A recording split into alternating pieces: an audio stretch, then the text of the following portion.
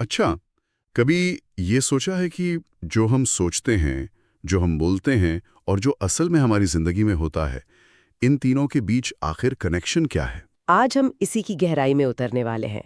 हमारे हाथ एक सेमिनार का टेक्स्ट लगा है जो कहता है कि जवाब हमारी मेहनत में नहीं बल्कि हमारी सोच और शब्दों के सॉफ्टवेयर में छिपा है, जिसे हम अनजाने में गलत तरीके से प्रोग्राम कर रहे हैं। बिल्कुल, और इसका मकसद सिर्फ पॉजिटिव सोचो, पॉजिटिव होगा जैसी सुनी सुनाई बातें दोहराना नहीं है। हाँ, ये टेक्स्ट इस बात की पड़ताल करता है कि कैसे हमारी डाइनिंग टेबल पर होने वाली बातें, हमारे मन में चुपचाप चलने वाली सेल्फ टॉक और हमारी भावनाएं, ये सब मिलकर उस हकीकत को बुनती हैं जिसे हम अपनी जिंदगी कहते हैं। तो चलिए इस सॉफ्टवेयर को डिकोड करने की कोशिश करते हैं। चलिए इसे खोलते हैं। टेक्स्ट में एक बड़ा दिलचस्प उदाहरण दिया गया है जो इस पूरी बात की नींव रखता है। वो पूछते हैं कि डॉक्टर के बच्चे अक्सर डॉक्टर ही क्यों बनते हैं? बिजनेस फैमिली के बच्चे बिजनेस में ही क्यों जाते हैं? क्या उनके लिए कोई आसान परीक्षा होती है? नहीं, परीक्षा तो सबके लिए वही होती है। वही होती है। फर्क है माहौल का, जिसे हम मेंटल एनवायरनमेंट कह सकते हैं। सोर्स के मुताबिक उनके घर में, खाने की मेज पर, पार्टियों में, फोन पर लगातार वैसी ही बातें होती हैं। मेडिकल टर्म्स, बीमारियों के इलाज, नए रिसर्च, ये सब उनकी रोजमर्रा की बातचीत का हिस्सा होता है। अच्छा। वो माहौल उनकी सोच को इस तरह से ढालता है कि उन्हें वो लक्ष्य मुश्किल या अनोखा नहीं लगता, बल्कि स्वाभाविक लगने लगता है। हाँ, स्वाभाविक और अचीवेबल। वो उनकी आदत बन जाता है, उनका सेकंड नेचर। ये बात सोचने वाली है। हाँ, इसका मतलब तो ये हुआ कि हम दिन भर अनजाने में अपनी ही हकीकत के खिलाफ बातें करते रहते हैं। बिल्कुल। मेरी तो किस्मत ही खराब है, ये काम मुझसे नहीं होगा, महंगाई बहुत बढ़ गई है, कुछ नहीं हो सकता। सोर्स के हिसाब से ये सिर्फ वाक्य नहीं है। नहीं, ये एक तरह के आदेश हैं जो हम अपने अवचेतन मन को दे रहे हैं। सही बात है। और आपने बिल्कुल सही पकड़ा। यहीं से शब्दों की ताकत का खेल शुरू होता है। टेक्स्ट इस बात पर बहुत जोर देता है कि हम लगातार खुद से क्या दोहरा रहे हैं। हमारी सेल्फ टॉक। हाँ, हमारी सेल्फ टॉक कैसी है? सोर्स कहता है कि ये हमारी हकीकत का पहला फिल्टर है और सलाह बहुत सीधी है। क्या? उन शब्दों को बोलना बंद कर दें जो आप अपनी जिंदगी में नहीं चाहते, सिर्फ वो बोलें जो आप चाहते हैं। अगर सेहत चाहिए तो बीमारी की बात मत करो, अगर पैसा चाहिए तो गरीबी और कमी की बात मत करो। ये पहला और सबसे मुश्किल कदम है। मुश्किल इसलिए क्योंकि हमारी आदत में शुमार है। हम अक्सर शिकायत करने या कमियां गिनाने को ही नॉर्मल बातचीत समझते हैं। बिल्कुल। लेकिन ठीक है, मान लीजिए किसी ने अपनी सोच और शब्दों पर काबू पा लिया और बड़ा सोचना शुरू कर दिया। बिल्कुल। पर सोच कहता है कि कहानी यहाँ खत्म नहीं होती। हाँ, बल्कि एक नई चुनौती शुरू होती है। हाँ, और वो चुनौती है दबाव की। दबाव की। जैसे ही हम कोई बड़ा लक्ष्य तय करते हैं, मान लीजिए मुझे 1 साल में अपनी आमदनी दोगुनी करनी है, तो उस लक्ष्य के साथ एक भारी दबाव भी आता है। कैसे होगा? अगर नहीं हुआ तो लोग क्या कहेंगे? ये सारे सवाल एक बेचैनी, एक नकारात्मक ऊर्जा पैदा करते हैं। और यहाँ पर ऊर्जा का नियम सामने आता है जिसकी बात सोर्स बार बार करता है। ये वाइब्रेशन या ऊर्जा जैसे शब्द इस्तेमाल करता है। क्या आप इसे थोड़ा आसान भाषा में समझा सकती हैं? ये सुनने में थोड़ा अस्पष्ट लगता है। जरूर। यहाँ वाइब्रेशन या ऊर्जा से सोर्स का मतलब किसी वैज्ञानिक तरंग से नहीं बल्कि आपकी भावनात्मक और मानसिक स्थिति से है। अच्छा, मतलब आपकी फीलिंग स्टेट। बिल्कुल, आपकी फीलिंग स्टेट। अगर आप लगातार बेचैनी, डर या कमी महसूस कर रहे हैं तो आपकी वाइब्रेशन वैसी ही है। और आकर्षण का नियम ये कहता है कि आप उसी चीज को अपनी तरफ खींचते हैं जो आप खुद हैं, ना कि वो जो आप चाहते हैं। ये बहुत गहरी बात है। आप दुनिया को बता रहे हैं कि मुझे आमदनी दुगनी करनी है, लेकिन आपकी ऊर्जा चिल्ला चिल्ला कर कह रही है मुझे डर लग रहा है कि ऐसा नहीं होगा। तो नतीजे में क्या मिलेगा? डर और बेचैनी बढ़ाने वाली परिस्थितियां। तो उसका मतलब है कि सिर्फ लक्ष्य तय करना काफी नहीं है, उस लक्ष्य को सोचते हुए महसूस कैसा कर रहे हैं वो ज्यादा जरूरी है। लेकिन इससे एक और सवाल उठता है। मान लीजिए हमने अपनी ऊर्जा संभाल भी ली, पर क्या हम उसे सही दिशा में लगा रहे हैं? सोर्स इसी मुद्दे पर एक दिलचस्प बात कहता है कि हम अक्सर गलत मंजिल के पीछे भागते रहते हैं। हमें लगता है कि हमें खुशी चाहिए, हैप्पीनेस। लेकिन टेक्स्ट कहता है कि दरअसल हम शांति की तलाश में है, पीस। शांति। इस फर्क को समझना बहुत बहुत जरूरी है। सोर्स के मुताबिक एक नया फोन, एक प्रमोशन या एक नया घर हमें एक हाई या कुछ समय की खुशी दे सकता है, लेकिन उस खुशी के बाद हम जो स्थायी एहसास चाहते हैं वो शांति का है, उस चीज के मिल जाने का सुकून। मतलब खुशी एक इवेंट है और शांति एक अवस्था है, एक स्टेट ऑफ बीइंग। बिल्कुल। और जब हमारी मंजिल खुशी की जगह शांति बन जाती है तो हमारे काम करने का तरीका और हमारे फैसले पूरी तरह बदल जाते हैं।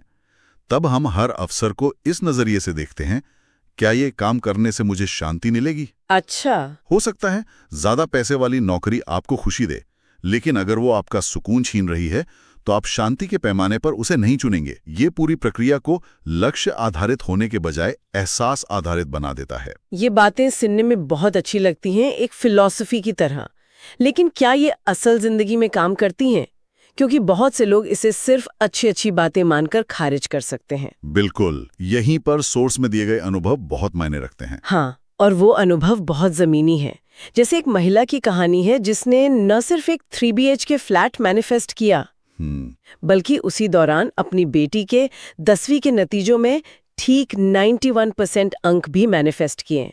91%, ये तो बहुत ही सटीक है। मतलब सिर्फ अच्छे नंबर नहीं, बल्कि एक स्पेसिफिक आंकड़ा। ये कैसे मुमकिन हुआ? सोर्स बताता है कि उन्होंने अपनी बेटी के साथ मिलकर इस प्रक्रिया को किया। वो रोज बात करते थे कि जब 91% आएंगे तो कैसा महसूस होगा, वो कहाँ-कहाँ घूमने जाएंगे, कैसे सेलिब्रेट करेंगे। अच्छा। उन्होंने उस एहसास को पहले से ही जीना शुरू कर दिया। ये उनके लिए एक संभावना नहीं, बल्कि एक तयशुदा हकीकत बन गई थी, जिसके होने का वो इंतजार कर रहे थे। ये विश्वास की शक्ति है। एक और कहानी जो मुझे बहुत असरदार लगी, वो एक विधवा महिला की है। पति की मृत्यु के बाद डिप्रेशन से गुजरना और फिर इतने बड़े लक्ष्य हासिल करना, ये तो बहुत बड़ी बात है। क्या सोर्स बताता है कि उस महिला ने शुरुआत कैसे की? डिप्रेशन में तो इंसान का बिस्तर से उठना भी मुश्किल होता है। बिल्कुल, और यही इस कहानी का सबसे शक्तिशाली हिस्सा है। सोर्स के मुताबिक उनकी शुरुआत सिर्फ एक बहुत छोटे कदम से हुई। क्या था वो कदम? रोज सुबह उठकर शीशे में देखकर खुद को धन्यवाद देना, सिर्फ जिंदा होने के लिए। फिर उन्होंने एक डायरी बनाई जिसमें वो चीजें लिखती थीं जो वो चाहती थीं, इस तरह से मानो वो पहले ही हो चुकी हों। जैसे, मैं बहुत खुश हूं कि मैं फलां तारीख को फलां शहर में अपने नए घर में शिफ्ट हो गई हूं। उन्होंने एक तय तारीख भी लिखी। हाँ, और यही विश्वास का अगला स्तर है।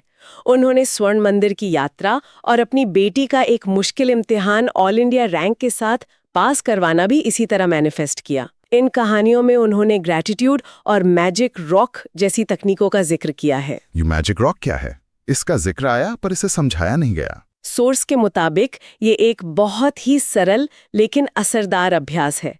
आप एक छोटा चिकना पत्थर चुनते हैं जो आपके हाथ में आसानी से आ जाए। ठीक है। हर रात सोने से ठीक पहले आप उस पत्थर को हाथ में लेते हैं और पूरे दिन में हुई सबसे अच्छी चीज को याद करते हैं, चाहे वो कितनी भी छोटी क्यों ना हो। किसी दोस्त का फोन, अच्छा खाना, कोई अच्छी खबर। आप उस एक चीज के लिए दिल से धन्यवाद महसूस करते हैं और फिर उस पत्थर को सिरहाने रखकर सो जाते हैं। ये तो बहुत आसान है, पर इससे होता क्या है? ये छोटी सी आदत आपके अवचेतन मन को सकारात्मकता पर फोकस करने के लिए ट्रेन करती है। दिन भर की 1000 नकारात्मक बातों के बजाय आपका दिमाग उस एक अच्छी चीज को खोज कर सोता है। धीरे धीरे ये आपकी दुनिया देखने का नजरिया बदल देता है। आप कमियों के बजाय अवसरों पर ध्यान देने लगते हैं। असल में ये सभी तकनीकें आपके अवचेतन मन को बार बार दोहराकर रीप्रोग्राम करने की प्रक्रिया का हिस्सा है। तो इसका मतलब ये हुआ कि सारा खेल हमारी अंदरूनी दुनिया का है। अगर हम अपनी सोच, अपने शब्द और अपनी ऊर्जा को साध लें तो बाहरी दुनिया खुद ब खुद बदलने लगती है। सही बात है। और इसी से जुड़ा एक और जरूरी पहलू सोर्स में बताया गया है कि हम दूसरों को कैसे देखते हैं। हाँ, जिसे वो आईने का सिद्धांत कहते हैं। इसमें एक सीधी सी बात कही गई है, मेरे को तो वही दिखेगा ना जो मैं हूं। हमें दूसरों में वही दिखाई देता है जो हमारे अंदर होता है। अगर हम किसी में लगातार कमियां, गुस्सा या धोखा देख रहे हैं तो बहुत संभावना है कि वो चीजें हमारे अपने अंदर ही कहीं दबी हुई हैं। वो इंसान बस एक आईना बनकर हमें हमारी ही छवि दिखा रहा है। रुकिए, ये आईने का सिद्धांत थोड़ा कंफ्यूजिंग है। जब मैंने सोर्स में से पहली बार पढ़ा तो मुझे लगा कि ये तो विक्टिम ब्लेमिंग जैसा है। हाँ, ये सवाल बहुत जरूरी है। मतलब अगर कोई मेरे साथ बुरा बर्ताव कर रहा है तो क्या वो मेरी गलती है? क्या सोर्स इस व्यवहारिक मुश्किल के बारे में कुछ कहता है? नहीं नहीं, सोर्स ये नहीं कह रहा कि अगर कोई आपके साथ गलत करता है तो आप उसके लिए जिम्मेदार हैं। बिल्कुल नहीं। इसका मतलब ये है कि उस स्थिति पर आपकी जो प्रतिक्रिया है, जो भावनात्मक चार्ज है, वो आपका अपना है। अच्छा। हो सकता है कोई इंसान सच में बुरा बर्ताव कर रहा हो, लेकिन अगर वो आपको बहुत ज्यादा ट्रिगर कर रहा है तो ये एक मौका है अपने अंदर झांकने का कि मेरी कौन सी दुखती रग दब रही है। ये दोष देने के बजाय अपनी ऊर्जा को समझने और उसे साफ करने का एक टूल है। तो इसका नतीजा क्या निकलता है? हमें करना क्या चाहिए? नतीजा ये है कि हमारी सबसे पहली जिम्मेदारी है लोगों को जज करना, यानी आंकना बंद करना। जज करना बंद करना। हाँ, सोर्स के अनुसार हम किसी को सही या गलत कहने के काबिल नहीं है, क्योंकि हर कोई अपने अनुभवों, अपने विश्वासों और अपनी समझ के हिसाब से अपनी जिंदगी जी रहा है। जब हम दूसरों को आंकना छोड़ देते हैं तो हम उस नकारात्मक ऊर्जा के लेन देन से खुद को अलग कर लेते हैं। हम अपनी ऊर्जा को साफ रखते हैं। तो अगर हम इस पूरी चर्चा को एक लाइन में समेटें तो सोर्स ये नहीं कह रहा कि सिर्फ अच्छा सोचो, वो कह रहे हैं कि अपनी अंदरूनी दुनिया का सीईओ बनो। अपने शब्दों को अपनी कंपनी का मिशन स्टेटमेंट समझो, अपनी ऊर्जा को अपना बजट, जिसे फालतू की नकारात्मकता पर खर्च नहीं करना है, और दूसरों को जज करने को एक ऐसा निवेश मानो जिसमें सिर्फ घाटा ही घाटा है। बहुत खूब कहा। और एक आखिरी विचार जो इस पूरी प्रक्रिया को एक सहारा देता है। बताइए। सोर्स में कर्म के नियम और भक्ति के नियम की तुलना की गई है। वो कहते हैं कि कर्म के रास्ते पर इंसान अकेला चलता है, जैसा करेगा वैसा भरेगा। लेकिन भक्ति के रास्ते पर जब आप एक उच्च शक्ति पर विश्वास करते हैं तो वो ईश्वर या ब्रह्मांड आपका सारथी बनकर साथ चलता है। ये विश्वास उस पूरी प्रक्रिया में अकेलेपन के एहसास को खत्म कर देता है और एक हिम्मत देता है कि कोई है जो रास्ता दिखा रहा है। और अंत में हमारे श्रोताओं के लिए सोचने के लिए एक सवाल। अगर किसी लक्ष्य को पाने से मिलने वाली खुशी हमेशा नहीं रहती, अगर वो सिर्फ एक पड़ाव है, तो क्या असली जादू उस मंजिल में है या फिर उस इंसान बनने की प्रक्रिया में है जो हम उस मंजिल तक पहुंचने के लिए अपनी ऊर्जा को साधते हुए बनते हैं?